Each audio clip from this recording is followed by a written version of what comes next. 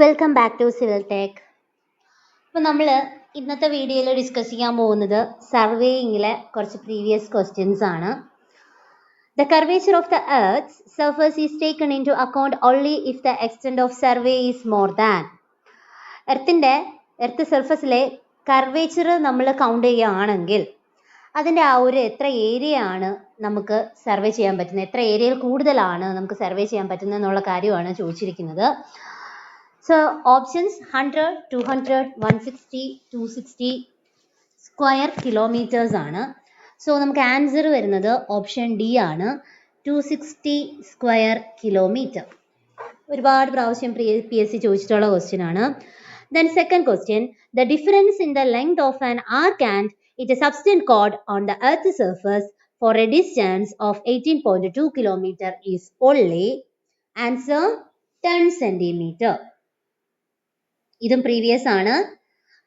വേറൊന്നും അല്ല പറഞ്ഞിരിക്കുന്നത്, നമ്മുടെ ഒരു ആർക്ക് എടുക്കുകയാണ്, ആ ഒരു ആർക്കും അതിൻ്റെ സബ്സ്റ്റന്റ് കോഡിൻ്റെയും ഒരു ഡിഫറൻസ് വരും. ഓരോ 18 പോയിന്റ്, എങ്ങനെയാണ് ഓരോ 18.2 കിലോമീറ്ററിലും ഈ ആർക്കിനും സബ്സ്റ്റന്റ് കോഡിനും ഇടയിൽ വരുന്ന ആ ഒരു ഡിസ്റ്റൻസ് എന്ന് പറയുന്നത് 10 സെന്റിമീറ്റർ ആണ് വരുന്നത്. Next question, in geodetic surveys higher accuracy is achieved if curvature of the earth surface is ignored, curvature of earth surface is taken into account, angles between the curved lines are treated as plane angle, none of these. ഒറ്റയടിക്ക് എഴുതാം, geodetic survey ആണ് നമ്മുടെ question വന്നിരിക്കുന്നത്. So അപ്പോൾ answer എങ്ങനെ തന്നെ ആയിരിക്കും വരുന്നത്? ഓപ്ഷൻ ബി ആയിരിക്കും. കാരണം ജിയോഡറ്റിക് സർവേ എന്ന് പറയുമ്പം എർത്ത് സർഫസിലുള്ള കർവേച്ചർ കൺസിഡർ ചെയ്യും. The next question, hydrographic surveys deal with the mapping of hydrographic survey എന്തിനു വേണ്ടിയിട്ടെന്നാണ്? large water bodies, heavenly bodies, mountainous region, canal system, movement of clouds. Simple ആണ്. Hydrographic survey എന്ന് പറയുമ്പോൾ large water bodies ആണ്. Water ബോഡീസിൻ്റെയൊക്കെ ആ ഒരു studies, അതിൻ്റെ depth, അതിൻ്റെ സ്റ്റഡീസിന് വേണ്ടിയിട്ടാണ് നമ്മൾ ഹൈഡ്രോഗ്രാഫിക് സർവേ യൂസ് ചെയ്യുന്നത്. അതേസമയം മറൈൻ സർവേ എന്ന് പറയുമ്പോഴത്തേക്കും നമ്മുടെ നാവിഗേഷണൽ പർപ്പസിനാണ് മറൈൻ സർവേ യൂസ് ചെയ്യുന്നത്.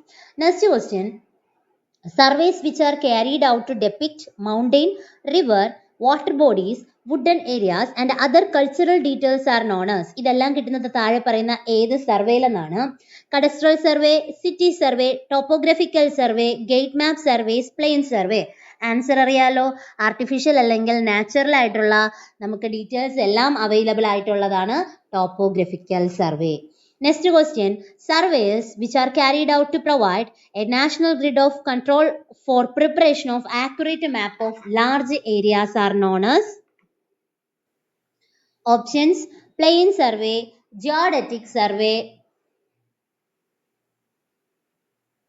geographical survey, topographical surveys. Answer എന്താണ് വരുന്നത്? ജിയോഡറ്റിക് സർവേ ആണ്. കാരണം സർവേ ഡിപ്പാർട്ട്മെന്റ് എപ്പോഴും യൂസ് ചെയ്യുന്നതും എന്താണെന്ന് ചോദിച്ചാൽ അതും ജിയോഡറ്റിക് സർവേ തന്നെയാണ്. Next question, the main principle of surveying is to work from part to the whole, from whole to the part, from higher level to the lower level, from lower level to the higher level. So answer എന്ന് പറയുന്നത് whole to the part ആണ്. Option B ആണ് answer. Systematic errors are those errors which cannot be recognized, which character is understood, which effect are cumulative and can be eliminated, none of these. Systematic error എന്ന് പറയുമ്പോൾ അതിനെ നമുക്ക് cumulative error എന്നൂടെ പറയാം. So അതിൻ്റെ answer വരുന്നത് ഈ effects cumulative ആണ്. കാരണം സിസ്റ്റമാറ്റിക് എറർ എന്ന് പറയുമ്പോൾ ക്യുമുലേറ്റ് ചെയ്തുകൊണ്ടേയിരിക്കും. അതുപോലെ നമുക്ക് എലിമിനേറ്റ് ചെയ്യാൻ പറ്റും, പക്ഷെ അത് എലിമിനേറ്റ് ചെയ്താലും നമ്മുടെ റിസൾട്ടിനെ സീരിയസ് ആയിട്ട് എഫക്റ്റ് ചെയ്യുന്നുണ്ട്. സോ നമ്മുടെ ആൻസർ വരുന്നത് ഓപ്ഷൻ സി ആണ്, whose effects are cumulative and can be eliminated. If the smallest division of a vernier is longer than the smallest division of its primary scale, the vernier is known as. അപ്പോൾ smallest division of a vernier is longer ആണ് than smallest division of its primary scale. അപ്പോൾ ഇതിൽ പറഞ്ഞിരിക്കുന്നത് vernier സ്കെയിലാണ് longer എന്നാണ്. So answer വരുന്നത് retrograde ആണ് വരുന്നത്. Retrograde അല്ലെങ്കിൽ ബാക്ക്വേർഡ് വെർനിയർ എന്ന് പറയാം. റെട്രോഗ്രേഡ് അല്ലെങ്കിൽ ബാക്ക്വേർഡ് വെർനിയർ എന്ന് പറയാം. കാരണം സ്മോളസ്റ്റ് ഡിവിഷൻ ഓഫ് വെർനിയർ ആണ് longer. The least count of the vernier scale is Sum of the smallest division of main and vernier scale. Value of the one division of the primary scale divided by the total number of division of vernier scale. Value of the one division of vernier scale divided by total number of division of primary scale and none of these. നമുക്ക് answer വരുന്നതെന്ന് പറയുന്നത് option B ആണ്. Value of one division of the primary scale divided by total number of division of vernier scale ആണ് വരുന്നത്. Okay. Next question. On a diagonal scale, it is possible to read up to 1 dimension, 2 dimension, 3 dimension, 4 dimension. Answer വരുന്നത് 3 dimensions. In case of direct vernier scale, graduations increase in opposite directions in which graduations of the main scale increase. Smallest division is longer than smallest division of the main scale. Direct vernier ആണ്, ശ്രദ്ധിക്കുക, direct vernierന്റെ question ആണ്. Graduations increases in the same direction in which graduation of the main scale increase. ഇത് തന്നെയല്ലേ direct vernierന്റെ correct answer വരുന്നത്. So C ആണ് correct answer. Option D, none of these ആണ് വരുന്നത്. Next question. Short offset are measured with an ordinary chain, an invar tape, steel tape, metallic tape. Ordinary ആണ്. So short offset എന്ന് പറയുമ്പോൾ ordinary chain. An ordinary chain use ചെയ്താൽ മതി. Short offset are measured with the ordinary chain. Greater accuracy in linear measurements is obtained by. താഴെ പറയുന്നതിൽ greater accuracy linear measurement ചെയ്യുമ്പോൾ ഏതിനാന്നാ ചോദിച്ചിരിക്കുന്നത്? Tacheometry, direct chaining, direct taping, all the above. Greater accuracy വരണമെങ്കിൽ എന്ത് തന്നെ ചെയ്താൽ മതിയാവും? ഡയറക്റ്റ് ടേപ്പിംഗ് ചെയ്താൽ മതി. It is more difficult to obtain good result while measuring horizontal distance by stepping. ശ്രദ്ധിക്കുക, more difficult to obtain good result ആണ് while measuring horizontal distance. ഇതിൽ ഏതാ വരുന്നത്? uphill, downhill, in low undulations, in plain areas. Difficulty കൂടുതലും എവിടെ തന്നെയാണ് വരുന്നത്? uphills. Okay. The distance between steps for measuring downhill to obtain better accuracy. Steps for measuring downhills to obtain better accuracy ആണ് വരുന്നത്. Decrease with increase slope ആണ്. Option C ആണ്. Decrease with increase of slope. Decrease with increase of slope. The correction to be applied to each 30-meter chain length along theta degree slope. Option വരുന്നത്